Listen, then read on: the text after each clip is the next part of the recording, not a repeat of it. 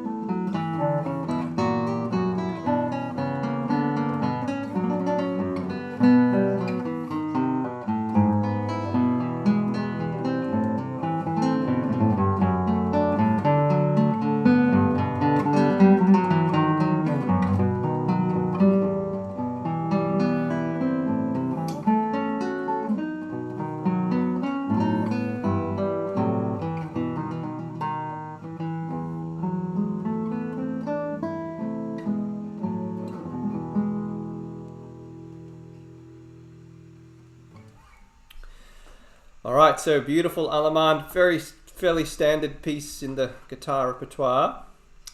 I have indicated the upbeats here, but nothing else. So any features that struck you as you were listening?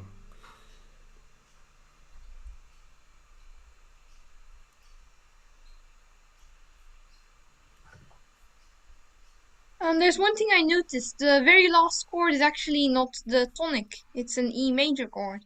Yes, that is an important feature actually. Yes, this ending on the major chord. It is still the tonic note, an E. So rather than an E minor, it's an E major. But it is another. It is, yes. It's a fairly typical Picardy third. Sometimes it's called, where we just raise the minor third to a major third at the end of a piece. So good observation, Eli. It's not something that I had actually written down. So something you could do. There's quite a lot of little questions and answers, particularly the last few lines. There's very these little short phrases, questions and answers. Yeah, little short phrases. So that was one of the points here. Short motives combined into longer units.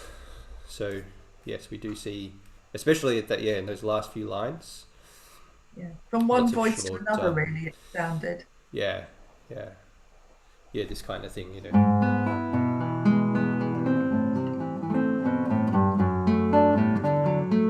that sort of, little motives answering, calling and responding with each other. I was surprised by the amount of chromaticism in the piece. Yeah, he does use chromaticism. We will explain quite a bit of that later in this session. There are lots of the word chromatic sort of means color, and Bach does produce a lot of color by using these chromatically altered notes, which ultimately a lot of the time are actually changing the tonality, changing what key the music is in momentarily. So it's a good observation as well. Yeah, we'll talk about that in a bit more detail. What if I just to be a bit more specific about the rhythm? How did people feel about the rhythm? Did you sort of sense that it was fairly straight most of the time? It's flowing and sort of orderly, metered, sort of you could just kind of nod along with it. There weren't these. Yeah, did it feel like that, or? Yeah. Very good. And then we have the upbeats there. Yeah, I don't think there are any other. So just a general overview there, and then obviously the form too. Hearing the two sections, there are some parallels between the sections which we'll look at as well. The start and the end of each section parallel each other a little bit, mirror each other a little bit. There's also quite a number of scale passages in there, aren't there? Yes, lots of scale passages. We'll look at that as well. I have the same feeling. I feel that the piece is dominated by scale fragments. Mm-hmm. Good. Yep. It definitely sure is. Yep. That kind of brings us to the next topic. The melody, quite simply, most of the melodic material is comprised of either scale segments or arpeggios. So it just in the first line, the first two bars, it's pretty much all either scale fragments or arpeggios. So we get this arpeggio up the E minor there. Oh yeah, the echo's back. Is it still? Hello. Is it still there? Is it gone now? It's a mysterious echo coming and going. I might have to be a bit stricter with muting, keeping everyone muted just to keep the echo away. So it's gone now. Cool. So yeah, we get this E minor arpeggio right at the start there, after the B, and then a scale fragment, beautiful descending, just a descending scale from E to E, and then E minor arpeggio, E G B E, just a nice E minor chord. Then we go to the dominant, a B chord. And then if we look at both the melody and the bass line, we see some scale fragments. There's a little scale fragment here, a beautiful little scale fragment there, and then in the bass. Okay, so you can, if you go through this a bit more meticulously, you'll keep finding scale segments and scale fragments or segments and arpeggios being used there. So first task, identify scale segments and arpeggios in the Allemande, and then generate some melodic material by using scale segments and arpeggios. And I'll attach appendixes 1 and 2 from the composition. I think you've all done the composition course, so but just for easy reference, I'll attach that for you all again, so you can use the scales and triads if you need to some material to use. Okay, so there's our first topic on melody. So the next one is a bit more on the organizational aspect of the melody. So I did mention there are some parallels between each section. Even though it's not rounded binary, between the A and the B sections, we do have some parallels between the start and the end of each section. So if we have a look at this, this is the first bar of the A section.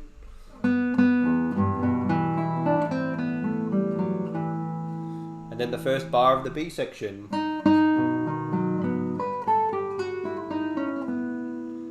So what do we notice about that?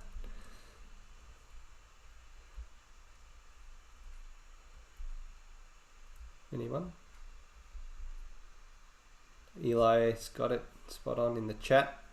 The melody is the same. It's being transposed. Yes, from tonic to the dominant here.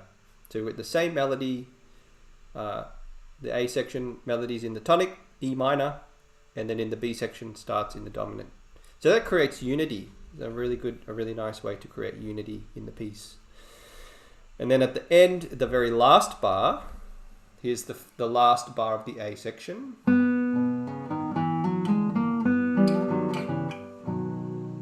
And the very last bar of the B section.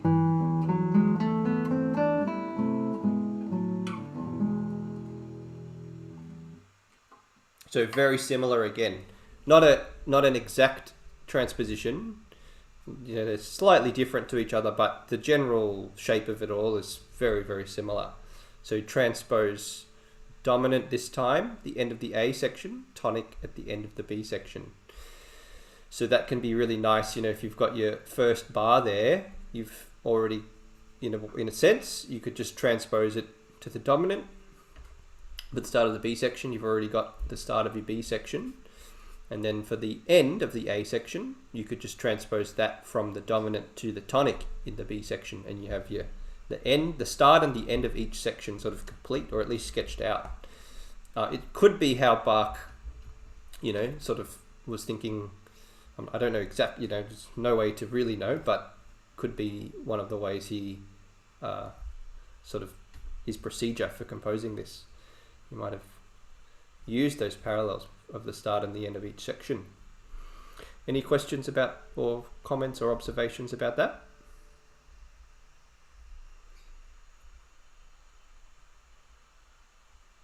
No? All right, clear. That's good.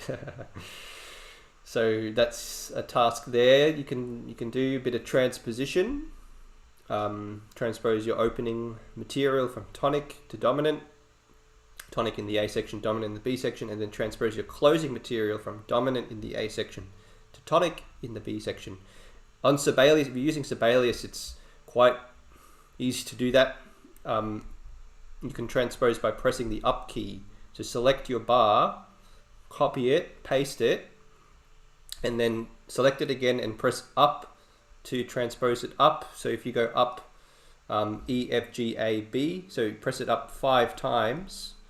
4 or 5 times, or maybe 4 times, because you're starting here, you press up, up, up, up.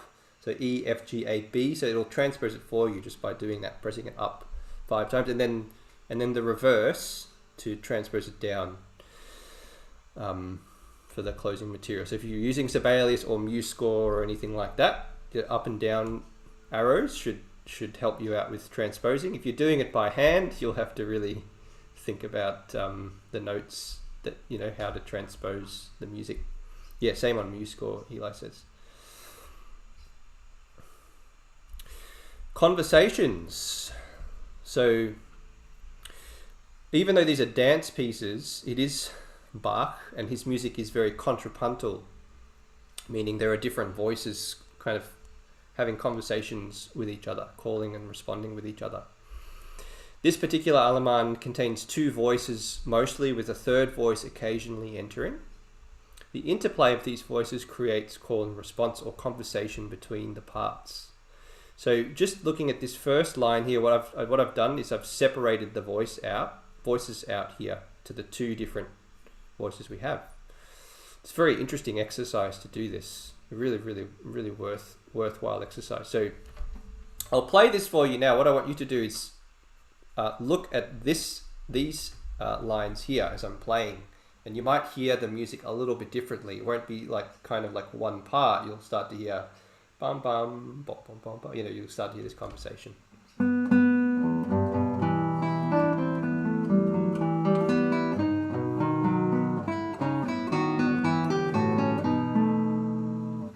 Okay, so did that kind of change how you heard it? I'll do it one more time, a little slower, a little bit slower.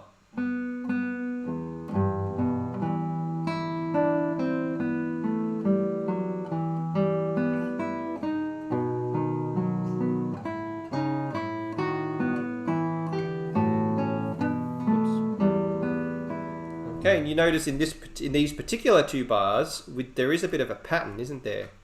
He's kind of got this, this, and then this kind of answers, and then we get this kind of flow, and then we get this, and then that answers, and then these two kind of play together a bit more. So it's this kind of rhetorical aspect of music, this kind of speech-like dialogue in the music, like one, you know, you could say the female and the male, or something like that. There's two voices. Sometimes they're, you know, singing one, calling and responding one after the other, and then sometimes they're together. And it's that kind of variety that's really, really nice and to hear. So here's another example. This one's a little bit more complex. Later on, bar 13. So you take a look, you know, quite a bit happening in this one with both voices. So here's the original. Here are the parts separated out. Again, I'll play it nice and slow. Follow along these bottom lines here.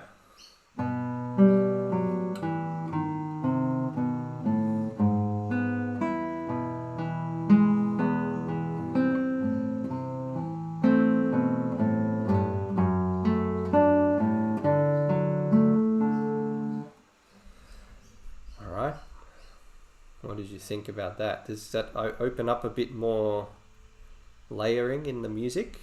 Yeah, because it always does for me when I do this exercise and then play it again. I think, oh wow, there's dialogue. Because if you play it, or if you see the music, you play the music as though it's just one voice. I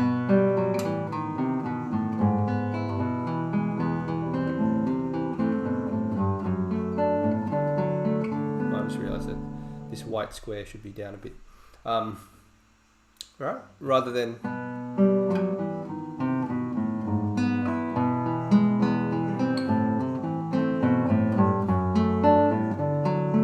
right, kind of bringing out that dialogue a little bit more in how you play it. And then as a composer, it makes the music really multi-layered. You really have these layers to play with. And very interesting for a listener to listen to that too. Bach is... yes, Eli?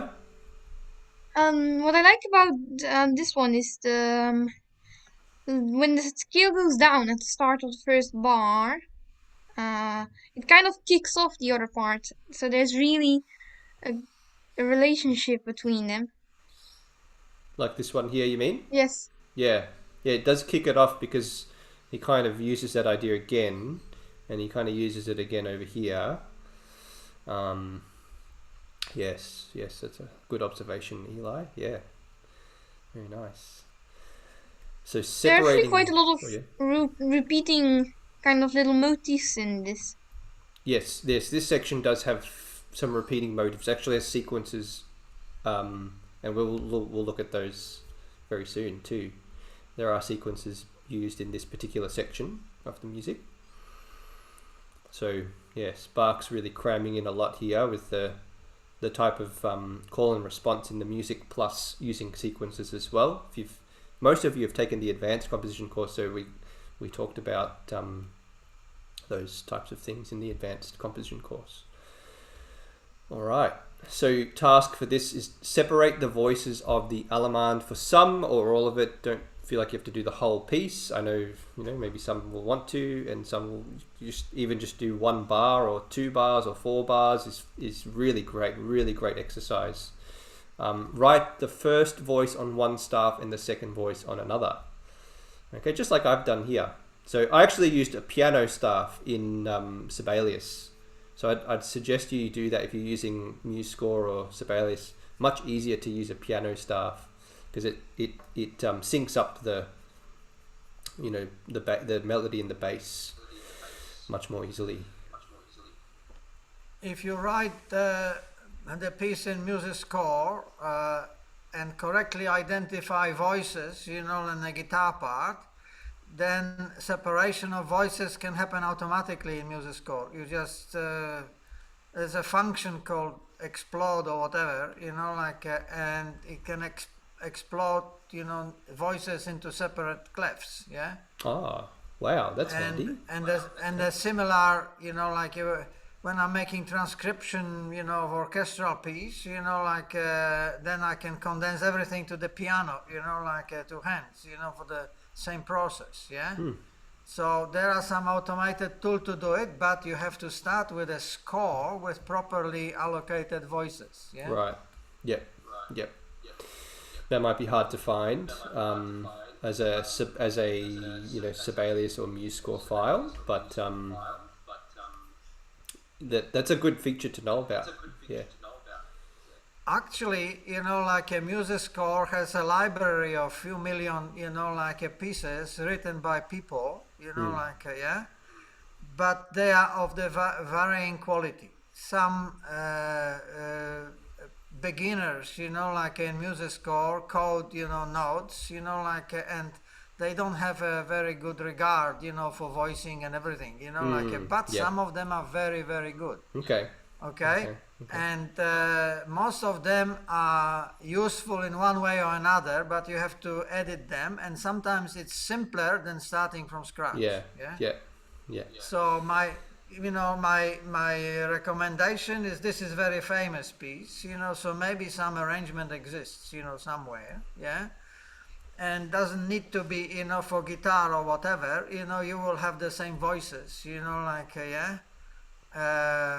And then you can save some time, you know, like entering notes, you know, like, but entering notes is also beneficial from my point of view. I learned to read music, you know, like just by, you know, like entering notes into notation software. Yes. Yeah. Yes, definitely. So this is how I do orchestrations and arrangements and everything, you know, like, yeah, and gradually, hopefully, I will be able to read music more fluently. Yeah. Yep.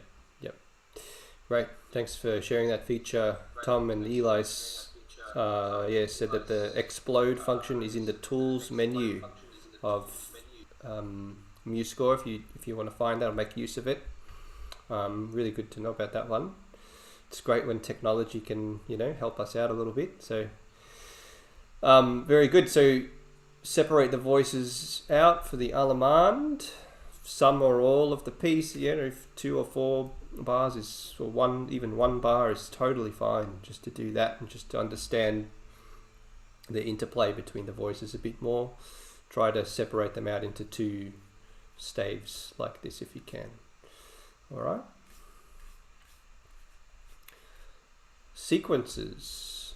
So we did mention sequences not too long ago. Bach's music often contains sequences in abundance. So a sequence is when a melody repeats up or down by step multiple times in succession.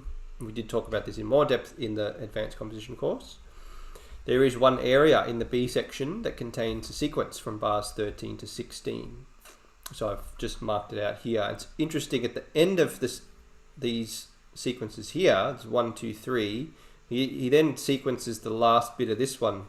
The last bit of the last sequence, he sequences it again. So he gets this little arpeggio and repeats that again. So have a listen to this. I'll play right from the G sharp, right from the start of the sequence. Yeah.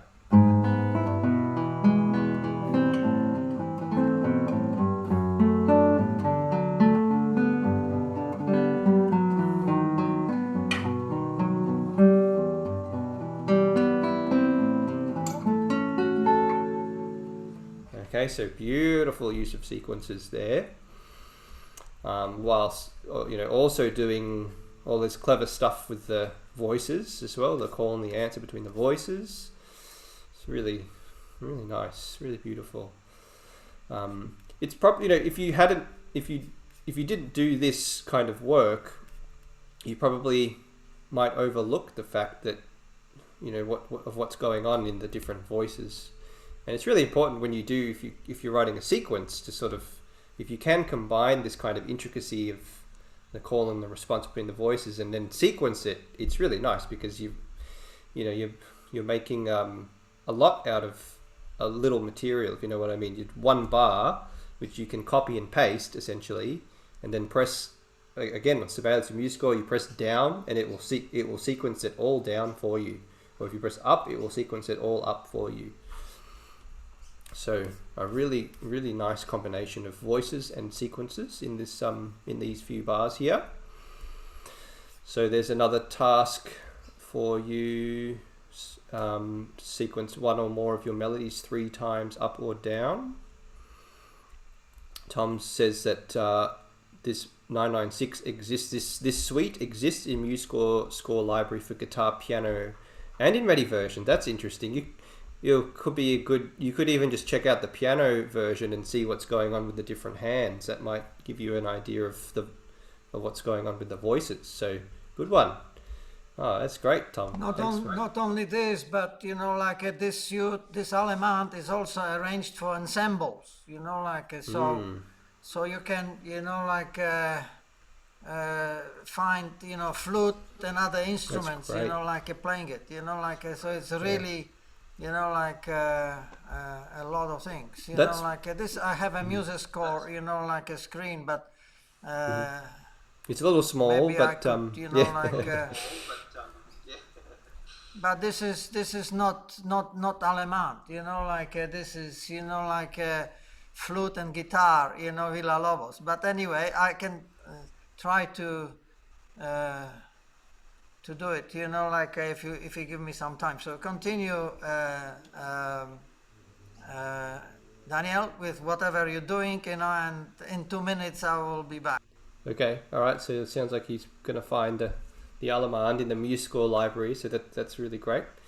So I was going to point out, Tom's talking about orchestration. This is what these voices are all about, really. What Bach's doing here is he's essentially taking an ensemble and putting it onto the guitar. And he did this with his violin sonatas and partitas, which is quite an incredible thing. The violin just having 4 strings and 1 bow, and then he essentially put a whole ensemble onto the instrument, onto that instrument. So it's a very similar thing here with these different voices. They're kind of suggesting different instruments, different parts. Thinking of it that way is a really great, and hearing it that way, if you can find some orchestra. There is actually in the interpretation exercises. So if you go to articles, topics, articles, and then interpretation exercises, I have I think an orchestration of Lagrima. I think so that Lagrima that's been arranged for an orchestra. So you hear all these parts played by different instruments, and it's great. It's awesome. Many people like the chaconne, Bach's chaconne. Many other guitar pieces. Asturias is one that have been arranged for orchestra, and when you hear them played by an orchestra, it's just remarkable. You hear all these new sort of parts and colors emerge from that. So sequences. We talked about sequences. Let's go on to harmony. So Bach's Allemande is in E minor with many passing modulations occurring, especially in the B section. These passing modulations are achieved by using the dominant chord of the new key, which is called a borrowed dominant or a borrowed chord. So again, this is a subject we've talked about in the advanced composition course. So here's the B section. So what I've done here is I've labeled the harmonies. So the red chords are the borrowed chords, and then that's the arrival. That's the new key, the passing modulation. That's the new key there. So there's the borrowed chord, new key, borrowed chord, new key, borrowed chord, new key, and then borrowed chord off the original key back to E minor. So I'll play this for you and have a listen to those chords and those arrival points of the new keys as I do that, and the effect that has on the music.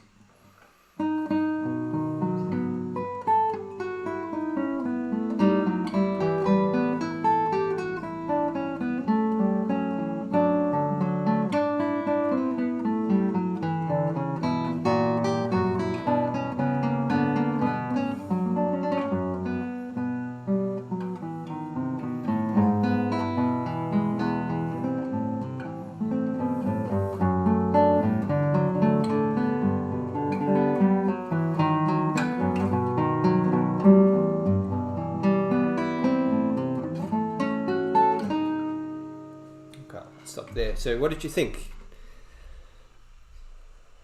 Did you kind of notice kind of like an emotional journey as the music unfolds? He sort of takes you over here, and then he takes you over here, and then he takes you over here.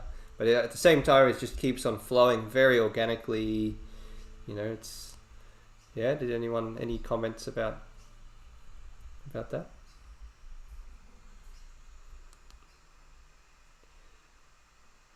Looks like you're all thinking.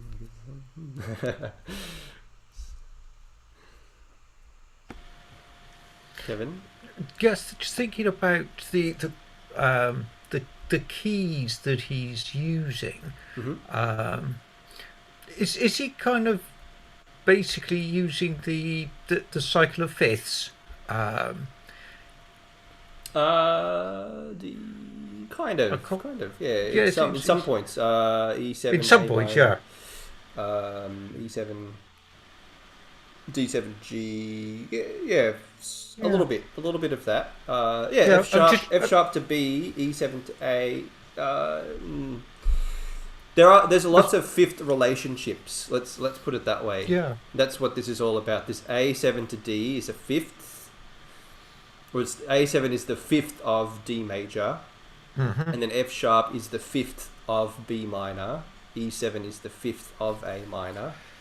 D7 is the dominant, the fifth of G, and B7 is the fifth of E minor. And yeah, at some points he's going around the circle of fifths a little bit, but it's not your standard. It's not like the kind of going around the circle for quite a while. It's kind of just going back and forth. But I think the main, I guess, probably the main purpose of this is to bring out new expressive qualities in the music.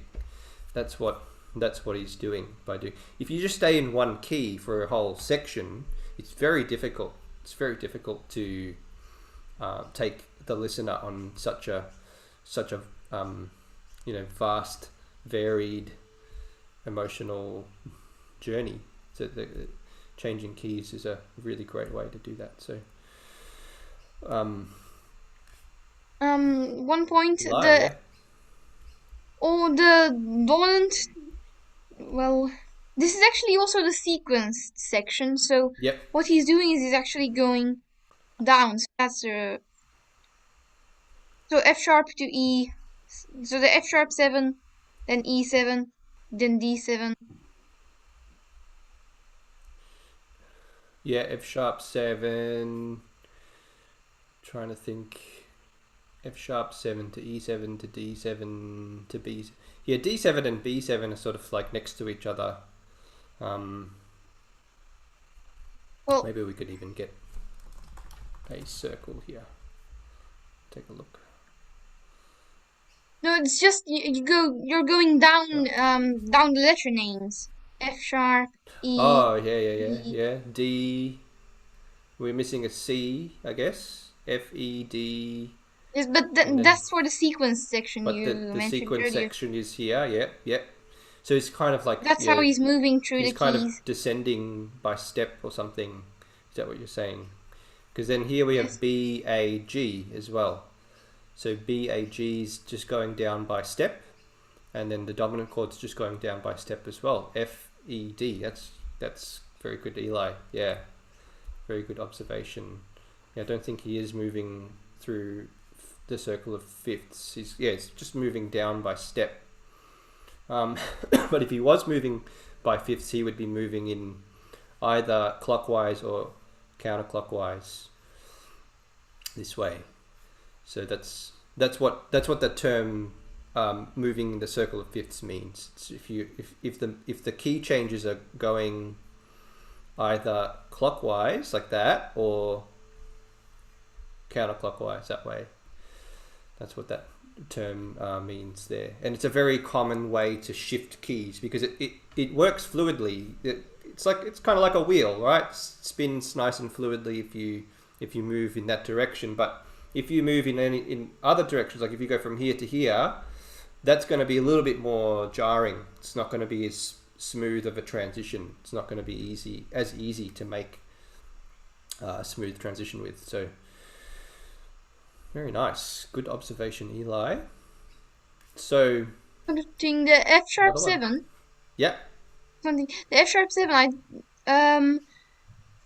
Should it start in at the start of bar 12? Yeah, it could start at the You you already could get start it the here. A sharp. I didn't Yeah. know if you didn't include it because of the D natural. Yeah, I was just putting the sort of arrival of that occurs just before the.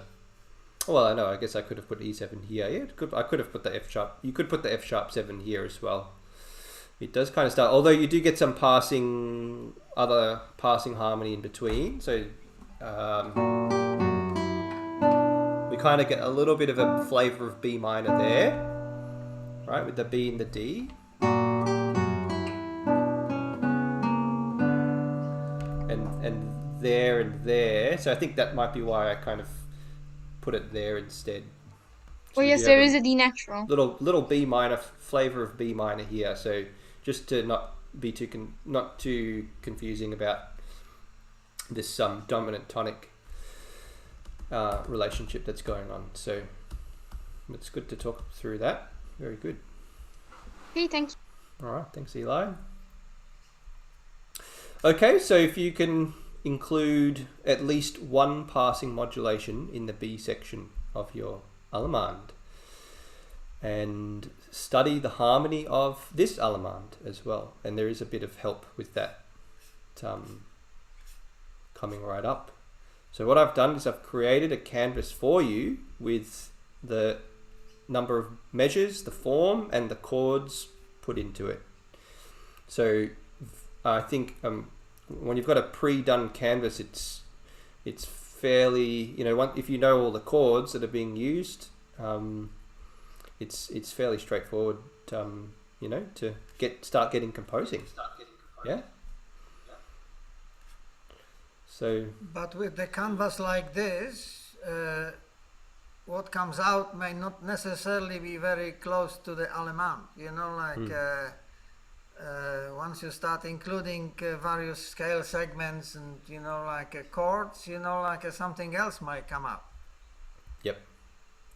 Beautifully said. I think that's the beauty. All of us could use this same canvas, modeling Bach's Allemande and come up with, very, very different Allemandes or pieces of music. You might even morph into something that's not an Allemande. It might change it into something else, if you feel inclined to do so. If it just happens to go in that direction, it's totally fine as well.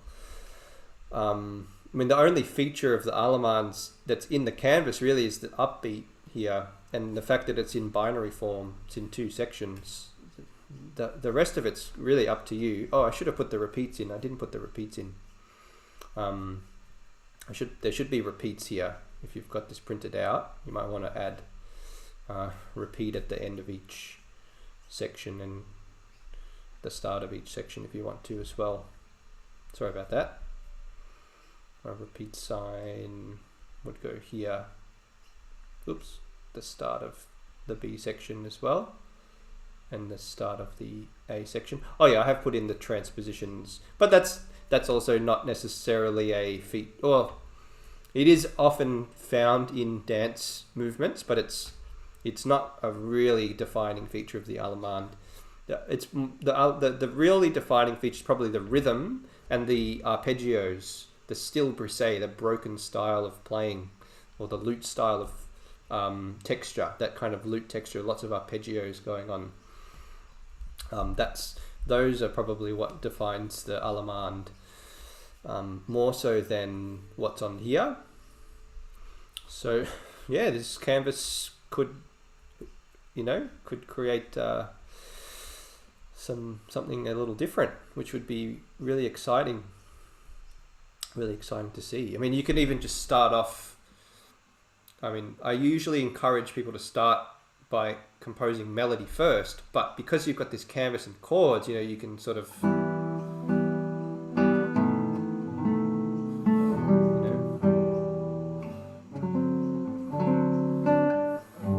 kind of improvise around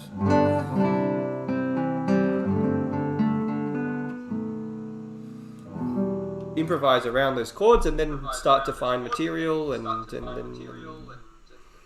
that's... This is what I actually do. Yeah. A few months ago, Daniel put a canvas from some Chopin prelude, you know, like, yeah, very simple.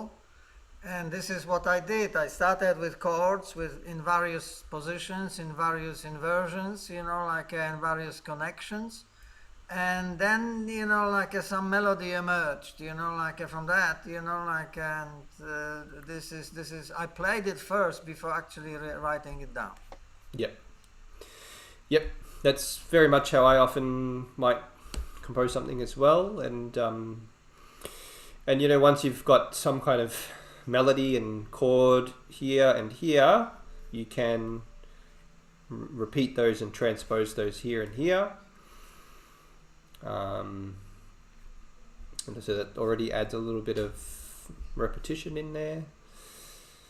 And yes, so I think the canvas is a really powerful way. It's, I think, something that composers were using for hundreds of years probably, this type of approach.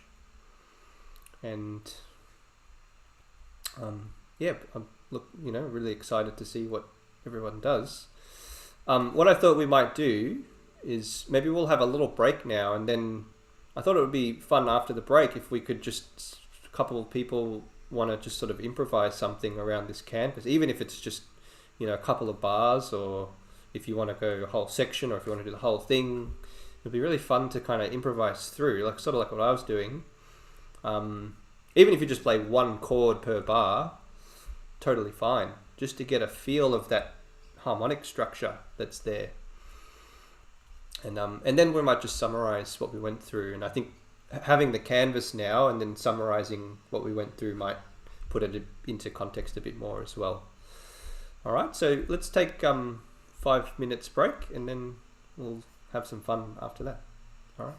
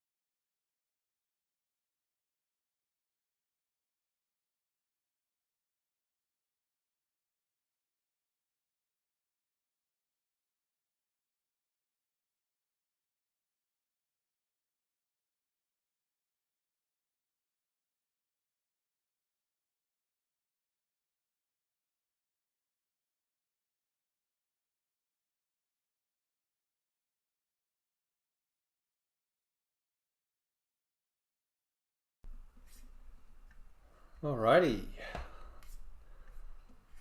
So let's have a little bit of fun here, and maybe we can even fill in the canvas a little bit and end up with, you know, like a sketched out Allemande. Maybe that could be a cool idea to, you know, yeah, I've got the canvas here. And I can send you this file too, so you could actually, because this doesn't do too much good for you.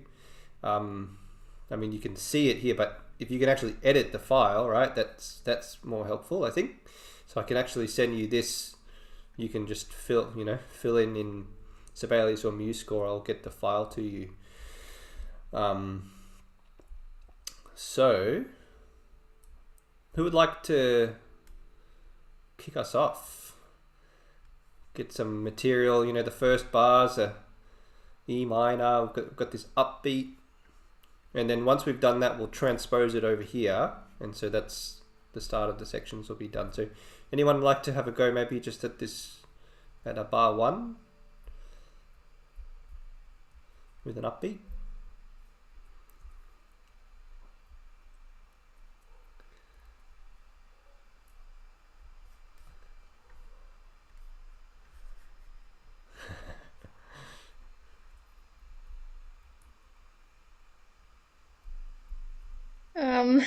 If no one else wants. Eli? No worries, kick us off, please.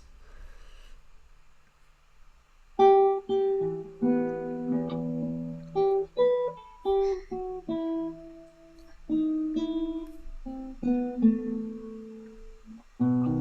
then the B7 bar. Beautiful. You'll have to try to do that again though, because Like G. Yep.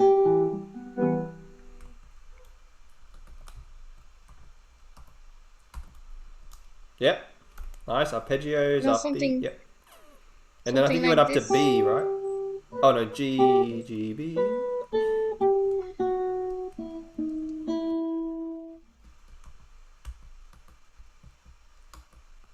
Something like that? Yes, something, and then maybe. Well, I feel like maybe we should have something going into the B7. So Yeah, that's nice. That little scale segment's really beautiful. maybe starting on a B, so we get an F sharp or a B7 chord. Okay, anticipating a bit. Very nice. Oh, beautiful improvisation there, Eli. You did all the arpeggio at the start, scale segments, beautiful shape. May I have a go at this? Just to... Okay.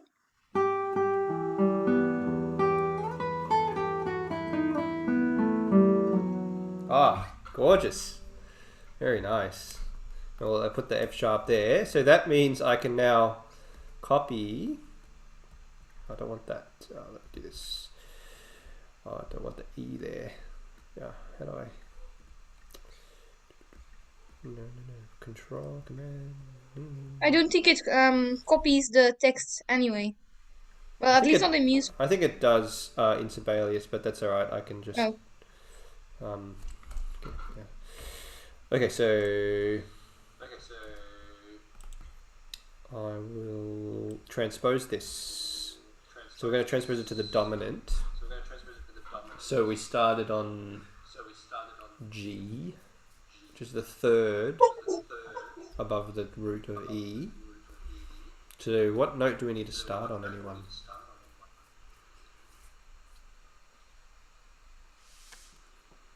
I'm transposing it to B. To the D. Yeah. D sharp in case of B. D sharp. And I'll keep those D sharps in there. Ooh, got a bit of, oh yeah, that's okay. So one little problem here, we don't have enough strings to accommodate for that big leap, but Maybe that's okay. play an F sharp then? Maybe make it an F sharp? Nice, beautiful thinking. Modify to suit the instrument. This A sharp's interesting. You like that? Or A natural?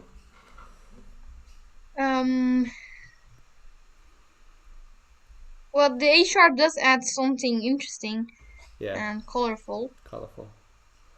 We can just And we can the always, bones sound they both nice. sound nice. Well, let's maybe leave it at A sharp, and we can always change it later on. Okay, beautiful. Thank you, Eli. So we've got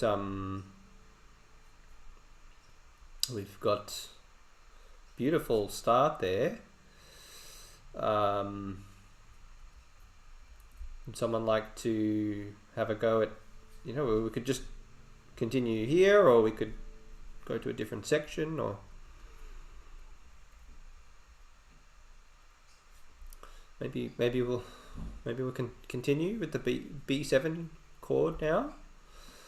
And if you want, I can put Bach's piece up here, just if that gives you any guidance or inspiration what he's doing. The voices are a bit more together here now, playing together. This kind of, which is not easy to do improvising. But even a melody could be really nice, just a melody, and then we can compose in a bass line. A melody in B7. Anyone? If you know your B7 arpeggios. I'll have a go. Trisha, well, excellent. All right. Feeling slightly brave. I'm not sure if I can follow Eli's excellent work. But I'll have a He go. definitely started us off very well, didn't he? Do you want me just to go from the F sharp? Oh, you can play if you'd like to play from here, just to sort of flow into it a bit. That's fine too. Yeah. That's fine.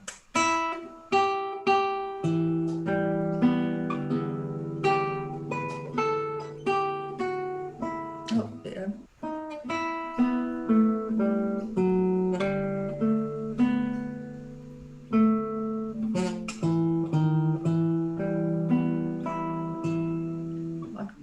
Yeah, think I got- beautiful. Yes. I did then. Don't ask me to do it again. that's the tricky part for me. I have to sort of try to catch what you did. I think you went up to C. I remember that was a bit of a feature, and then you kind of went, yeah. I think I got to E minor slightly too soon. Can you do that once again?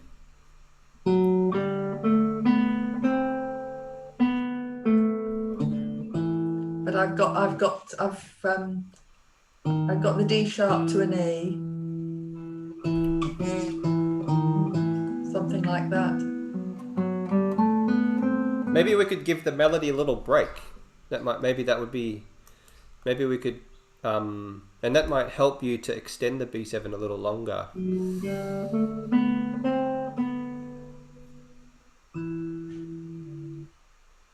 Yeah, and then sort of continue with a sort of an answer of that.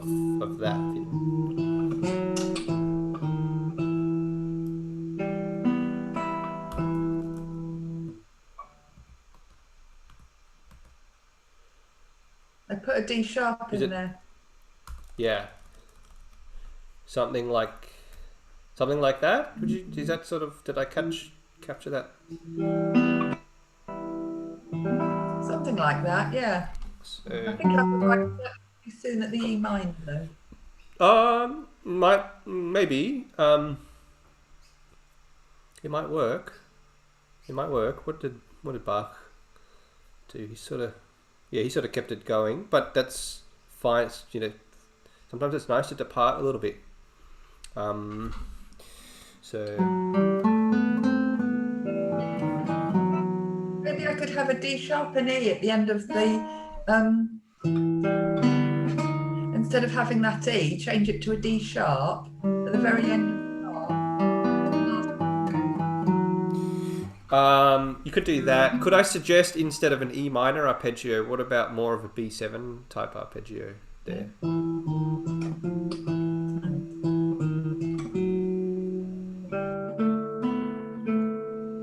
Something like that.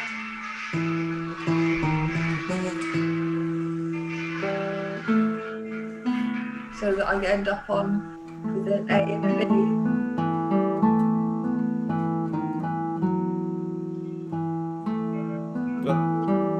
So I think, is that what you did? That, yes. Could I suggest instead of the E there, what if we dropped it to the B? Yeah. You want to try that, please? Yeah. What do you think? Yeah, I don't know. To jump down to the B and back up again. Maybe doesn't sound right too much to of a jump. Yeah, too much of a jump. Maybe we can save that for the bass. Or we could even take the note out. Again, it's nice to have some breaths in the melody too. What do you think?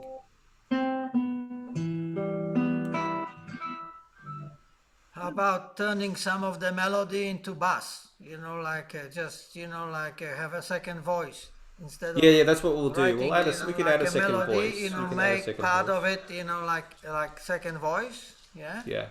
Octave lower or something. I think I've got too much little scale bits in there. Need to have some arpeggio. More of an bits. arpeggio, maybe. Yeah. Okay. Yeah.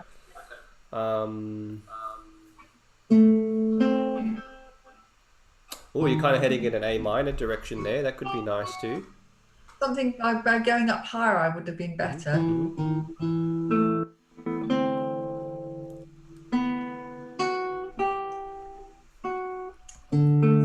Getting maybe something there. Yeah. I like that a lot, Trisha. I think that works really nicely. I that. I didn't like the first bit I did. Yeah. Have I got that all correct here? Could you play that one?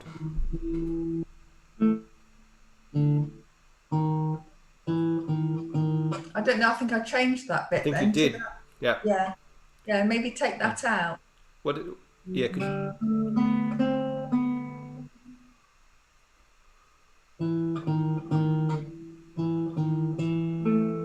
That doesn't sound right now.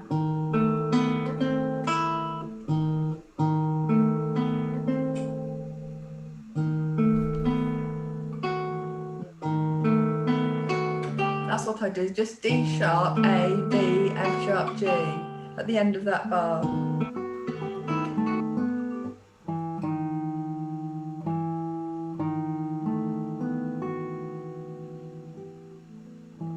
I think I'd need to fiddle with it a lot more. Yeah. I have trouble capturing things too. Sometimes I'm trying to figure out. So when. This is.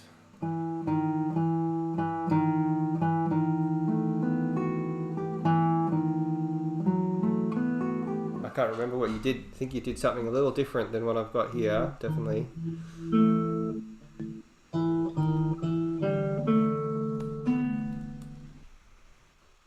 Okay, I heard that. You've got that? Yeah. I think it was a diminished arpeggio, you know, like in a first position or something. Like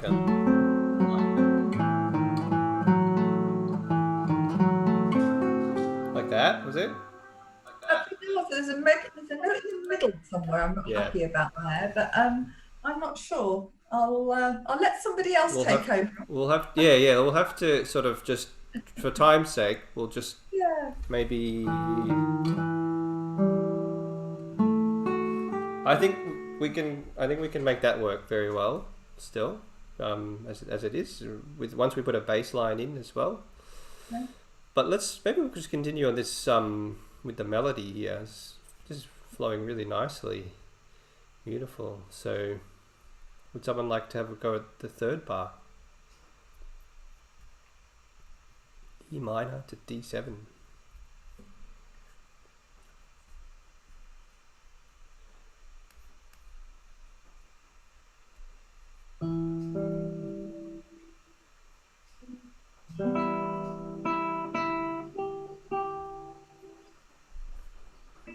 Trisha, I hear you're doing these kind of repeating note motives. I like that. Oh,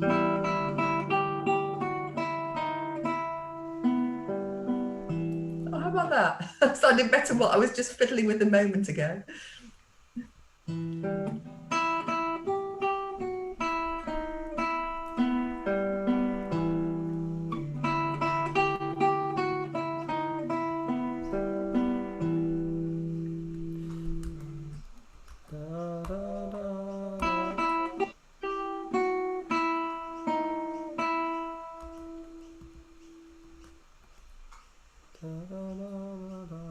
C sharp and then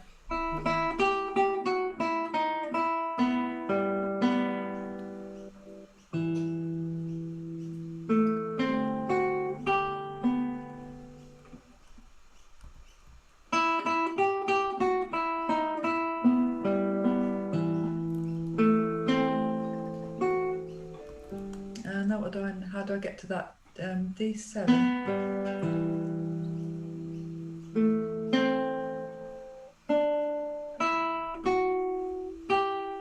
Something like that. You've got just 4 notes to Yeah, for the no, I haven't got D7, quite. which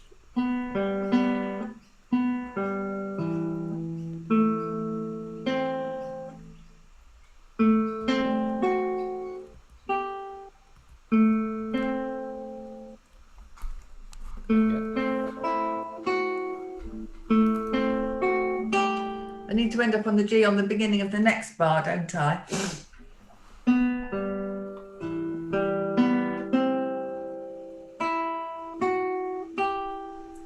Get to the G somehow. I'm going to need Maybe after the second group of semiclavers, the last note is an E. Maybe you should good something like that. that sounds good. Yeah. What did you do there? Yeah.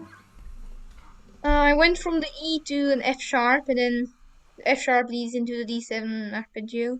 Okay, that leaves better to the D7. Yep.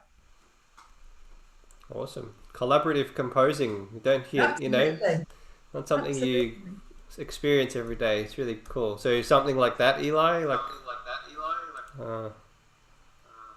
And then the D for the next note, maybe, yes. D down here or Yeah, that's the normal D7 chord. something like that.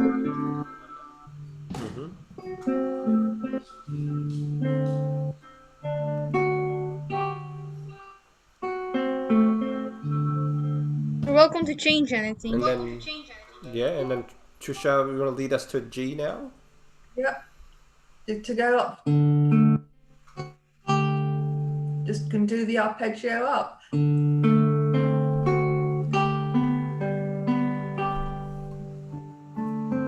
Okay. Yep. And then changing that G when we get there.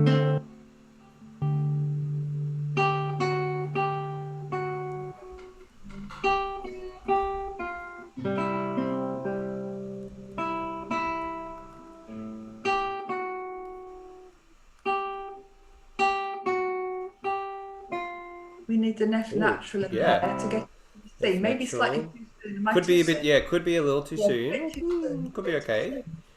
Okay, let somebody else carry on and get Anticipating the C a little bit, which is great. Thank you, Trisha and Eli. Someone else like to take us to C? Good old C major. Even if it's an arpeggio or just a C, C major arpeggio, C chord. You can add a couple of little passing notes in between.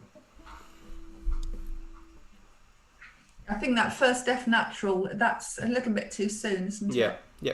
Well, can I think maybe something, you could use something like this. Going down. bit of a sequence maybe. Sure. Okay. That's maybe a bit too late to arrive at C major then. Oh, you did. Oh, I think you could arrive there with it. Right? That would be. Could you make that? You could make that second F sharp into an F natural. The second group, that one, yep. Would that work? Natural. And then you would see. You could do that too. Yeah, you get a G7. Well, that should say C at the top there. Sorry. C, yeah. That's nice. Add some color to the melody there with a sequence. We used yes, lovely different varieties of this kind of flowing shapely melody at the start, and then these repeating fragments here, and an arpeggio there, and a bit of a jump in this area, like a kind of, sometimes that can sound like what's called compound melody, where you've got, which is really nice to do, like here it's kind of like this, it's implying two voices, like you hear that kind of thing, yeah. And then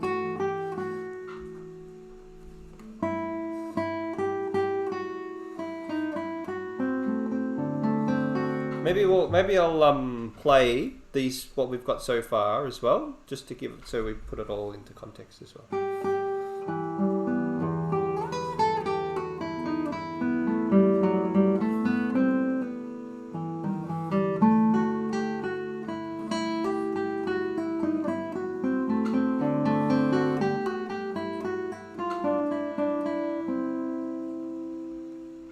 Beautiful.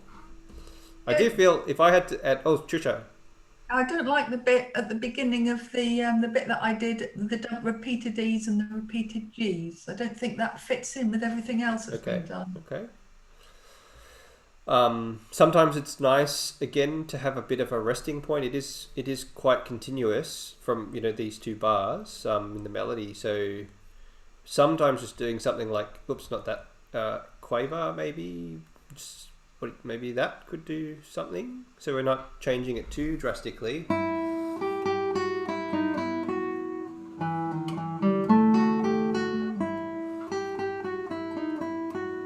What do you think, Trisha? Better. I think that's that works quite well. Or just sometimes it's just that little tiny tweak that can make it work really well. So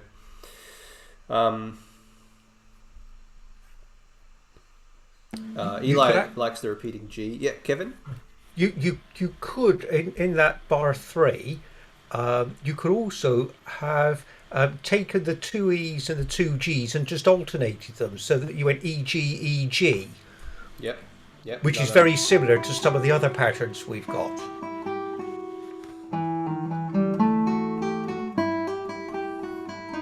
That's nice as well. Nice too, nice as well. That can work too. Different options. I think could do that. I do like the rest. I like that as maybe if it was in a different spot. I kind of feel like that little rest is a little stopping cadence point might be nice. I think they both work, but I think I prefer the rest. It's great. This is the mind of a composer. To thinking of these different possibilities and comparing, contrasting, and it's really good, Kevin. Maybe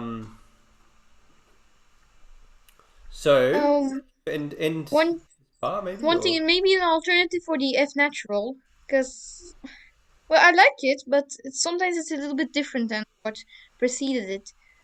So an alternative might be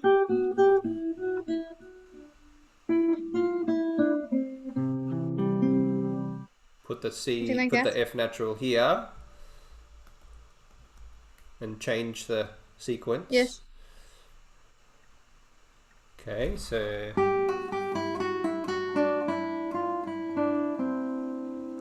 something like that. Yeah. Yeah, that's really nice, Eli. Nice too, yeah. I think both could have worked. We could have done something with the F natural there, but I like the other option too. Yeah. All right. And then finishing off this measure, going into a G chord. What does Bach do at this point? It's he kind of has this like little solo voice going down. At the moment, only got a kind of a single line melody, but it's already, I think if you can get a single line melody to work in it with its own merit, you can't really go wrong with that. Just adding, you know, a little bit of accompaniment, little bass, you know, some other parts here and there. Just very, very, you know, straightforward to do that once this core structure of it's in. Someone want to take us down to G from this? You know, you could just continue the scale down, or anyone want to give it a go? Maybe someone else who hasn't played yet, Kevin or Deb or Tom. I've just been messing around with it. Yeah.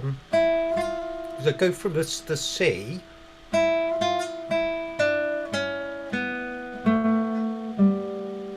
So that's C sharp, B, A, G. Okay, that's interesting, because you're sort of taking us to, rather than taking us to G, you'd be taking us to, I would think, what did someone else like to answer that? Where would that C, what's that C sharp kind of implying? Especially if we had a...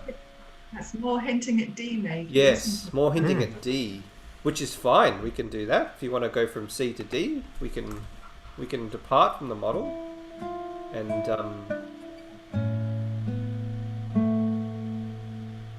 then the G, yeah, kind of wants to go to F, I think, right, Kevin? F. What do you think?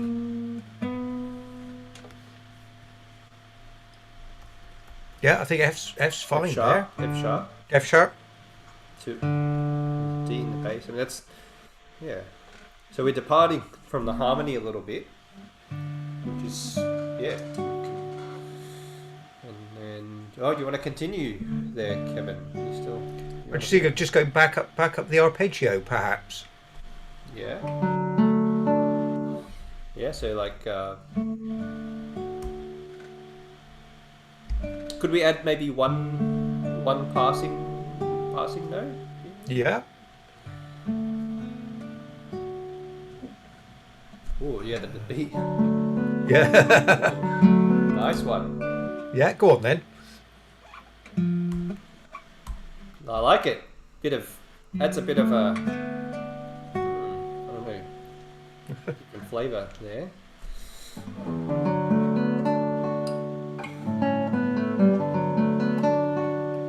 And then I feel like maybe another cadence, a bit of a breathing point. Do you think everyone would? Yeah, a bit of B minor 7 there, says Eli.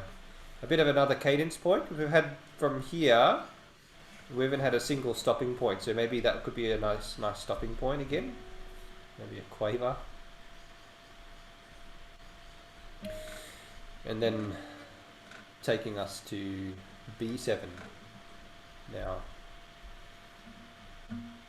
Quaver or crotchet, you know, just a longer note value.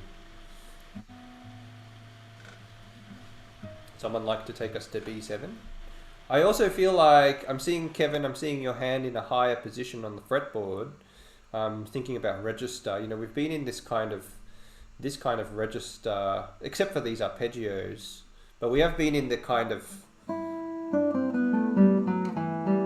this kind of register for quite a while. Maybe it'd be nice to explore a higher register now, sort of starting to reach a climactic point here of the, and Bach does that at bar 7, so that's something you could add into the canvas too. You know, high point at the B minor in bar 7, although it doesn't have to be there, it could be further back a little bit, but yeah, yeah, Kevin, you sort of seeing your hand in that higher position. Has you got anything? All right, I'm just wondering about we've left with the F sharp. Yeah. And we could take from the F sharp and go to the G, but in the higher position. Okay. Yep. Setting us up. And then take our B7 chord from from somewhere around there, Yep. or wherever it is. You're on the right track there. Yeah, yeah, yeah.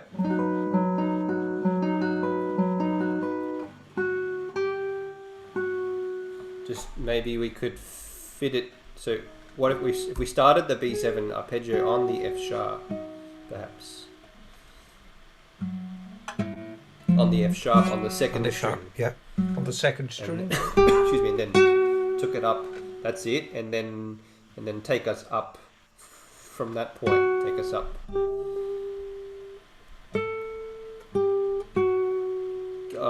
You went up and then back down. What if you just? I did, yeah. Yeah. That's it. Yeah. Yeah. It feels like it wants to come back down again then. Yeah. That's fine. Now it can come back down. Maybe come down with an arpeggio, Kevin.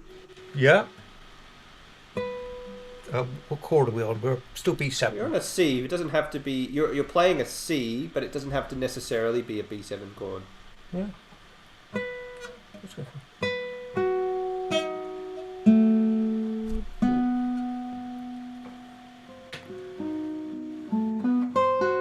Wait. Okay, let me. The thing of those is that you've got a C at the start, but so if I wrote in what you did.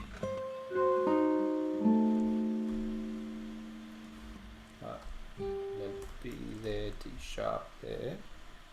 That could work.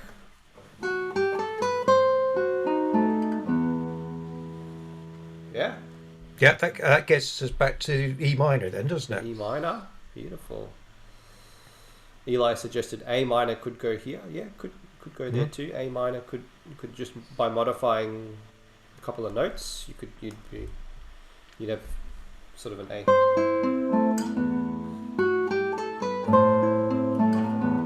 Or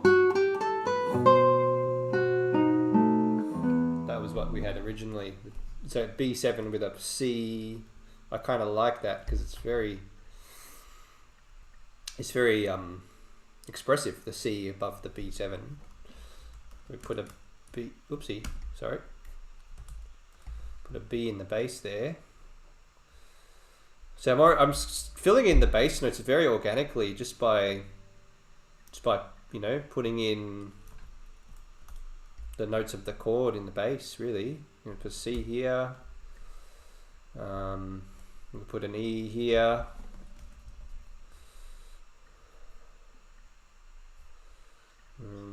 Look at the D, look at the B. Yeah. Maybe I'll play what we've got so far, just to see how it's all stringing together. It's just really, really cool. Combined collaborative composition.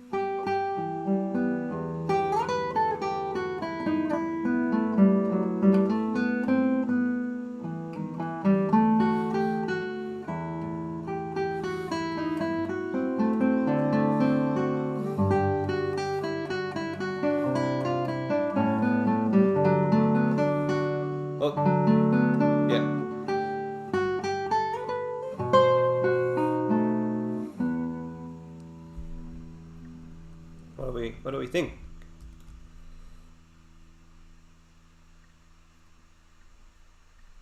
Yeah, it's pretty nice for a quick.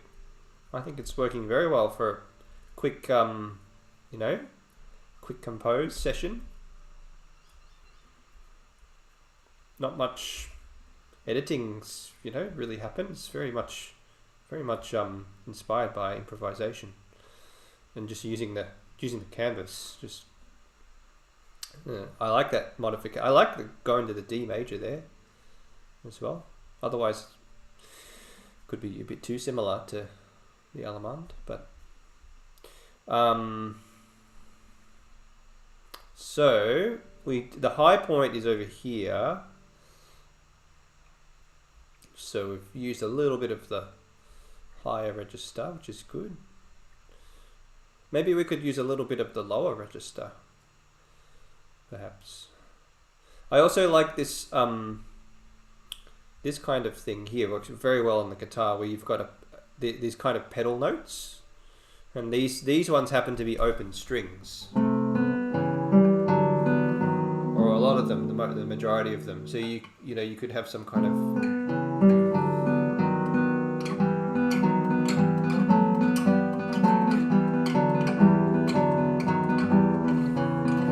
some kind of melody in the lower strings, like a cello, and then a pedaling open string above that. Maybe we could borrow that a little bit, just to we don't have to, but just an idea. E minor.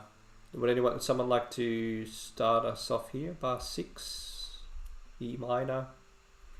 Maybe taking us down, perhaps starting to take us down gradually.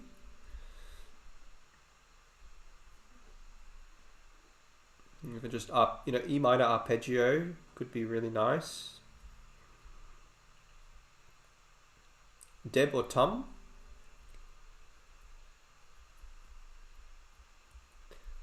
Yeah, I'm tempted, to think about bass line, descending to the lowest point on the guitar range, and then rising, so.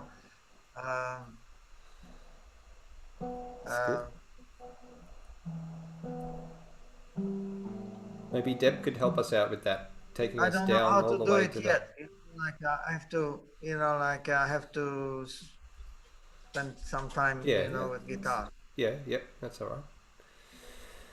right. Deb, do you want to take us? I'll have a go. Yeah, have a go. Thanks. Yeah. Just a little arpeggio down. Yeah. So from B down to G. Is that right? Yep.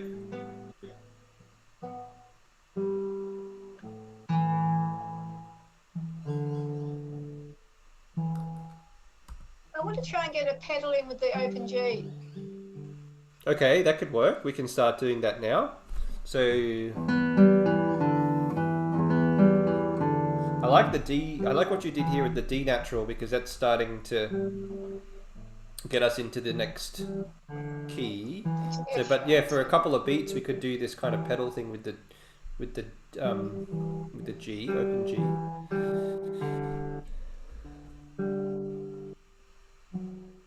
Then go just like hang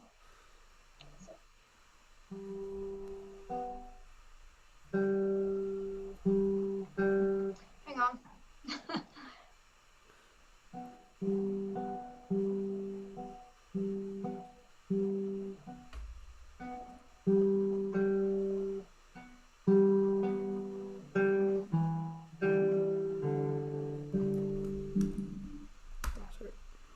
So what I heard you do,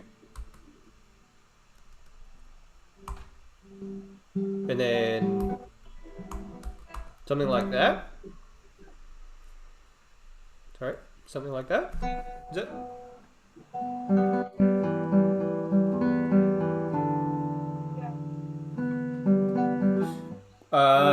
Could I suggest, what if we could we just reverse them? Because I feel like the D could connect nicely to this E. Would that be okay? Could we? Yeah, go. If we reverse those, so we do. And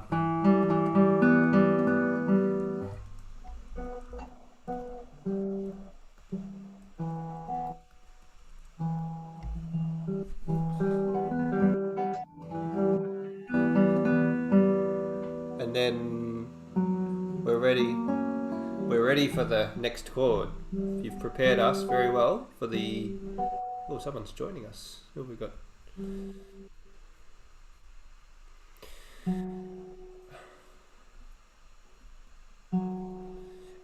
F sharp 7. Debs, are you familiar with F sharp 7? F sharp, A sharp, you've got it, and then E. Yeah, you got it. Good job, Deb.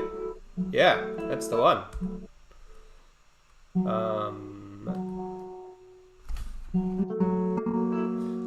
except we want the A sharp. A sharp, yeah. Please. I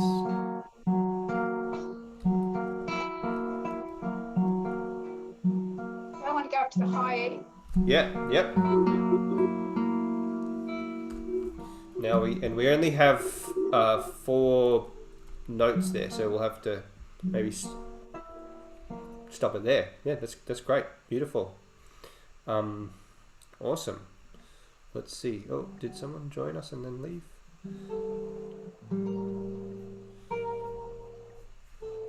Okay, beautiful. F sharp 7, E minor, F sharp 7.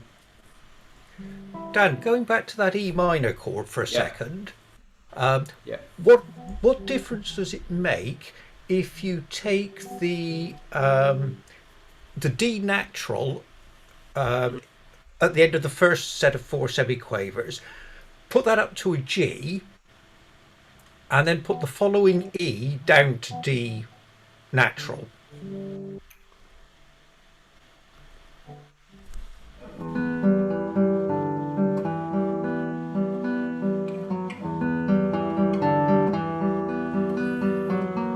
That's quite nice as well. What we had before.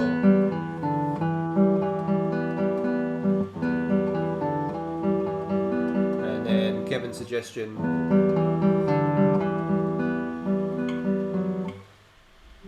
What do you think, Deb? What do you think about that? Very slight. Just swap those 2 notes around. No, it sounds nice. It sounds really That's good. quite nice as well. We kind of get also Deb's intention of having a melody E D E with a G pedal when we do that, right? So that's nice. Yeah, I like that. Beautiful. All right, good, great job there, Deb.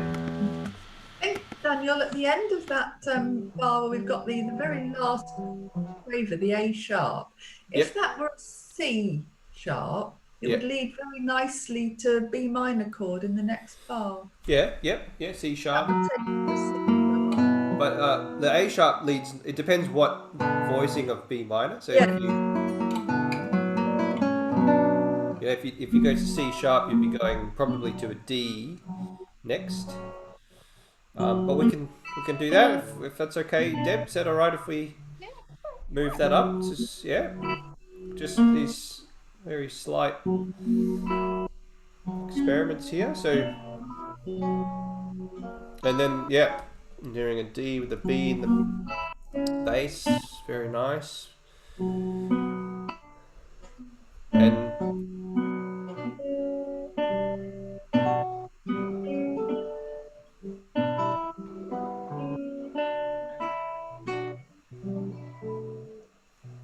And we've got 2, Trish and Deb, who have some You carry on. overflow Sorry, here. Sorry, I forgot. Beautiful. No, I should have mentioned, No. sorry. Maybe Deb, do you want to continue a little bit more, and then maybe Trisha could follow on the rest of the bar? Deb, do you want to sort of I kind of heard some nice things from both of you, but yeah, Deb. I was just playing over what was already written there. I forgot to mute. That's all. It's okay.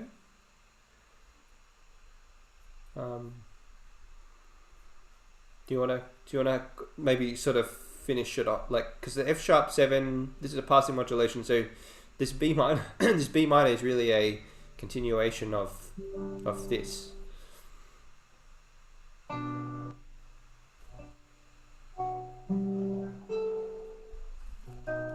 C minor is B, D, and it's got an F sharp in it. Yep, Can I go up to a high A? of course.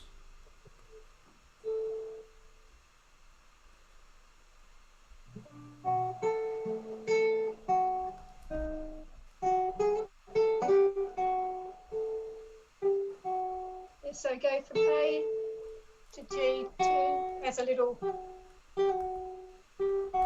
passing note. Yep, that's great. Beautiful. I think that works very nicely.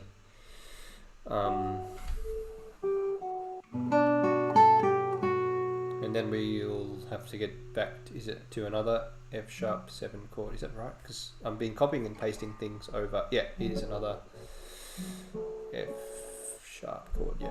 Okay. Beautiful. And then just to pause for a moment, Eli had a suggestion. We could continue the bass line underneath the pedal. Over here, is Well, it Eli? sorry, this is fine. This is fine. Okay. We just thought maybe since we're having a bass line underneath, we could Continue it. But that doesn't Yeah. really flow so well into the F sharp, Yeah, so we can leave it like yeah. this.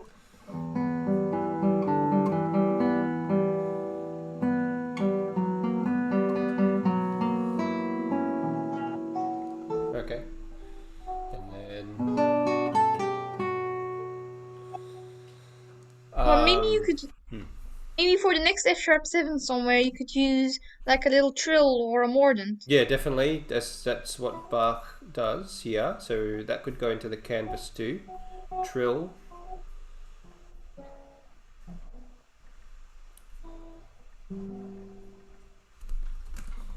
Trill. There. So yeah. So we just need to sort of fill in something here to get us to the F sharp 7 chord. Maybe would someone, Deb or someone else, like to?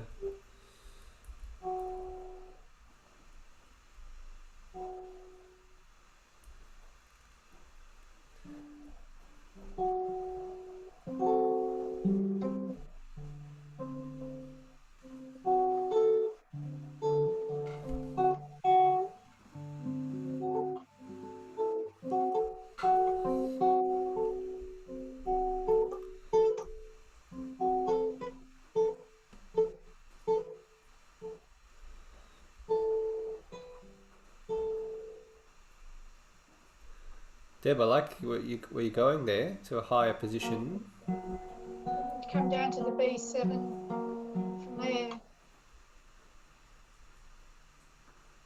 Yeah.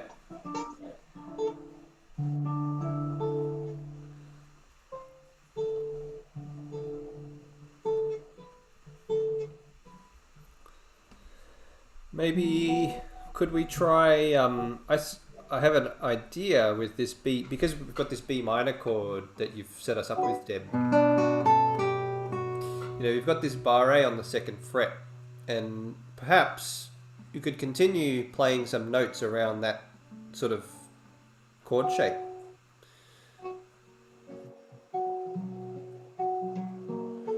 Still. First of all, with B minor. First, staying with B minor just a little bit longer, and then we'll go to the F sharp in, you know, three notes time, 3 beats time, 1 beat time. So there's your F sharp. I'm hearing you got the F sharp chord, which is great. So we'll put that in here. Oops. F sharp. We want the F sharp chord there, but just if you can just take us there, fill in, maybe still staying in the 2nd position,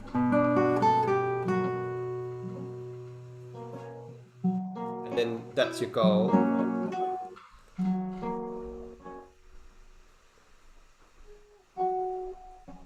So Deb, if you could start from here again, please. Start from here and then continue when you get to here. If we can just...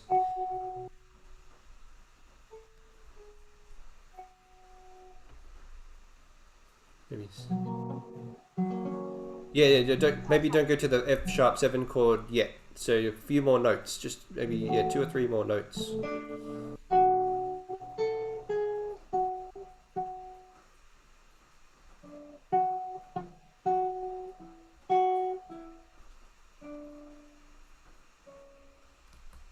That's good. Just a scale descending down, totally fine. Yep, that'll work really nicely. And then we can do a little trill there.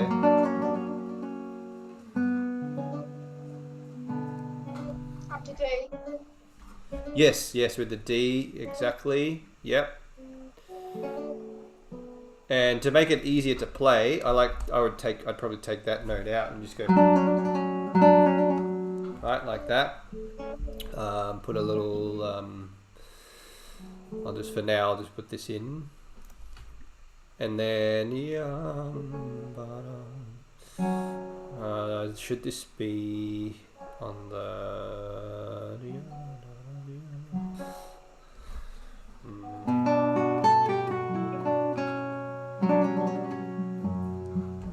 Yeah, and then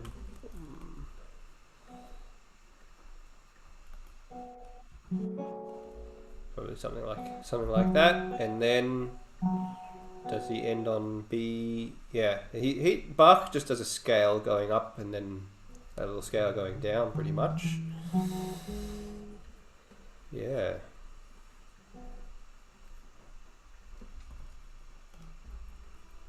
We would like to have a go at the end.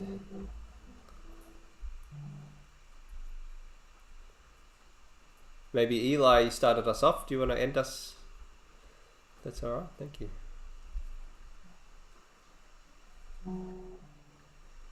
So what have we got? I'll just play a little bit.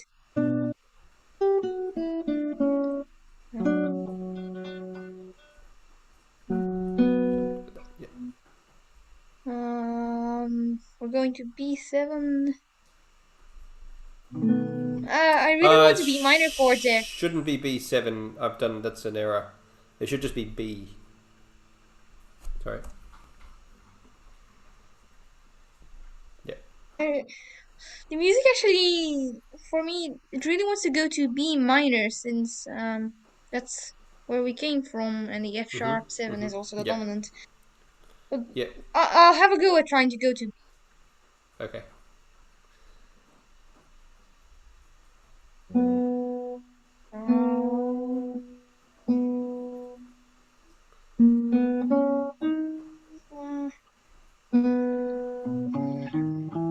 Maybe a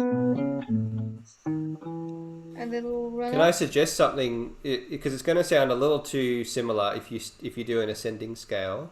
So you can do the reverse, do the opposite. Maybe do a descending scale.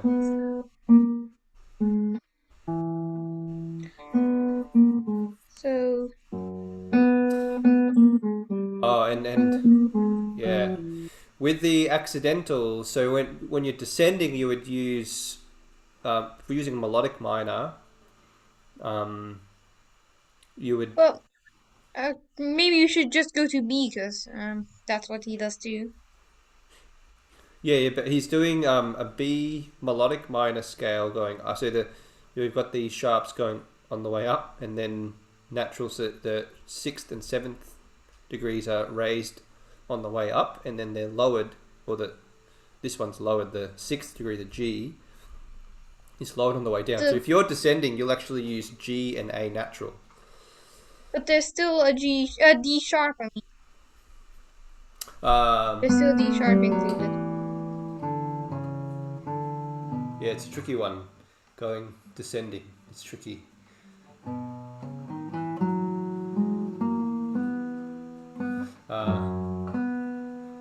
Maybe because we're kind of running out of time. Sorry.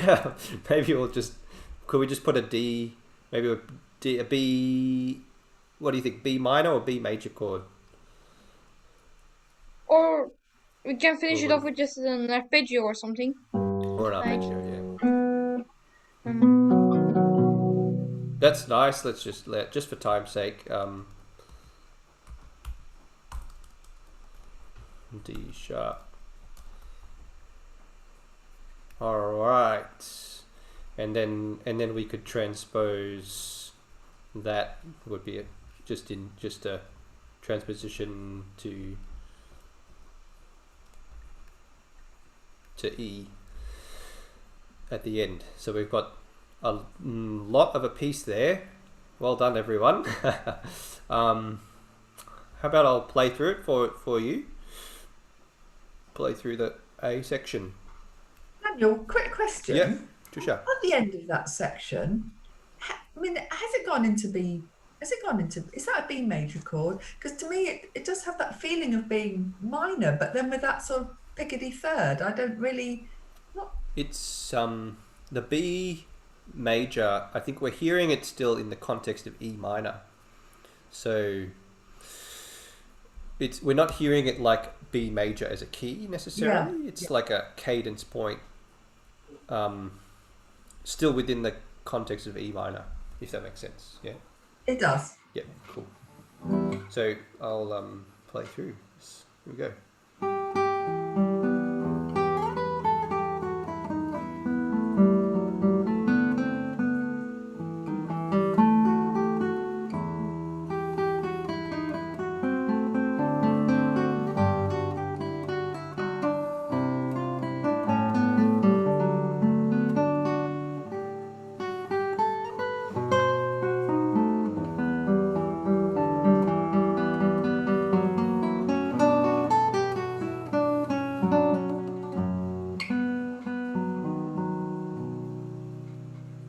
Wow. Congratulations everyone. That's pretty stunning for a quick session there and collaborating Well, together. I've got a quick idea for the ending if this is a bit strange as an ending.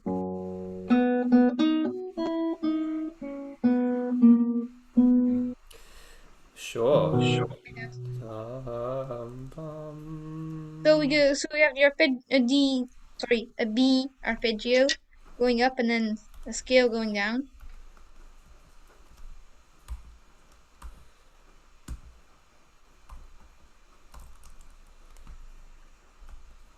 Like that, and then an arpeggio. Yes, and then yes.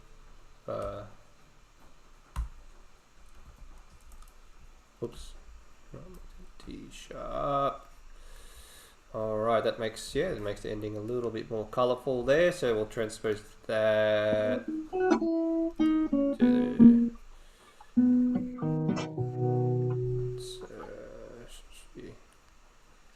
Yeah, that's it. Yeah, I like that. Nice one, Eli.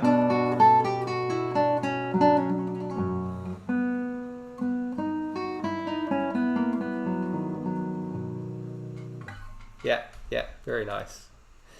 Great stuff, everyone. Fantastic. So there you go. I'll send you this canvas, and I should have duplicated the file, but that's okay. It doesn't take too long to redo that. So I'll send you all the canvas, and that was really fun. Yeah. Collaborative composing shows you, I think, the power of the canvas. Even when we have different people with different ideas, it still gels together, you know. It's really amazing. So yes, thank you everyone, and yeah, I'll put the recording up. And I do want to just quickly say, you know, just with my plan here for the school, the virtuoso member is the member that will get these monthly composition workshops, as well as Eli mentioned earlier, you'll get more courses. You've probably already got a lot of things, but I think the contact is really what's probably the most fun and the most valuable, is that sort of the more contact we have. So we have weekly masterclasses,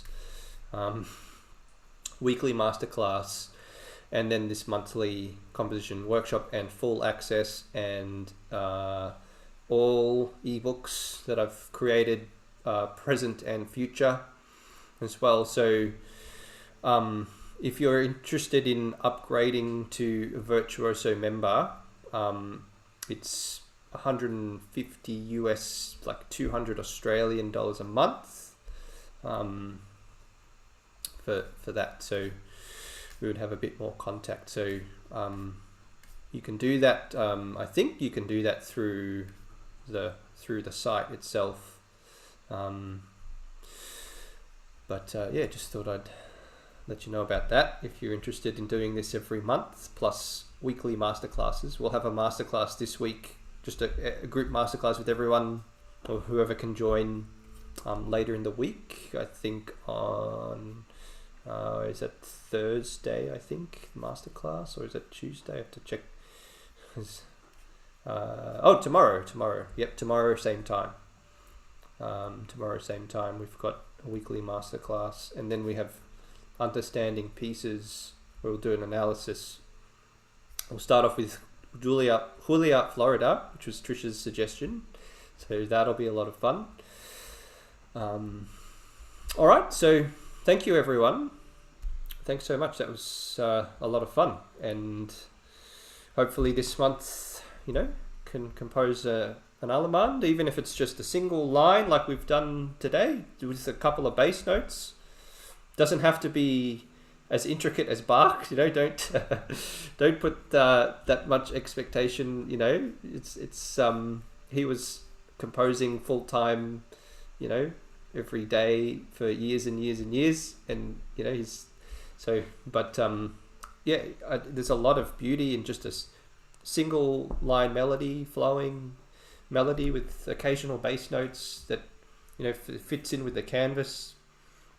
And then we're borrowing inspiration from Bach by doing that. We're kind of borrowing from his experience and mastery of composition. So and as Eli's pointing out, it is sounding like Bach a little bit already, which is interesting too. So I guess that's kind of just subconscious probably thing that we've done. So thank you everyone. Have a great rest of the day, rest of the week, and if you can make it tomorrow for the masterclass, I'll see you then. It'll just be a general class where you can submit a topic or a piece or something that you're working on, and we can just have a just in the same sort of format as this. Yeah. Any questions? One question. When we've done our Allemande, what do you want us to do? Do you want us to post that somewhere, or to show that we can? Yes, please. Yeah, and that's where I'm thinking about this, where I might have to have a section where people can post work, especially even if you want to just post updates. You don't have to post the finished product. Even if you want to post, like ideas or updates. I'll have to have a group, or I think I can create a group for that, and then I can invite you all to the group, and then that makes it easy to categorize different things, your composition, arrangement, things like that. So I'll keep you posted about that. Yeah, it's a good question. Okay. All right, thanks everyone. We didn't have time to summarize what we talked about, but I think the experience of composing did the job, and awesome. So yeah, all the best. Thanks a lot, everyone. Dan. Thanks, Kevin. Thank you very much. Deb, Eli, Trisha. It was really fun Tom. composing it together. It was, yeah. It A lot of fun. All right. Thanks, everyone. Yeah. All the best. Cheers. Bye.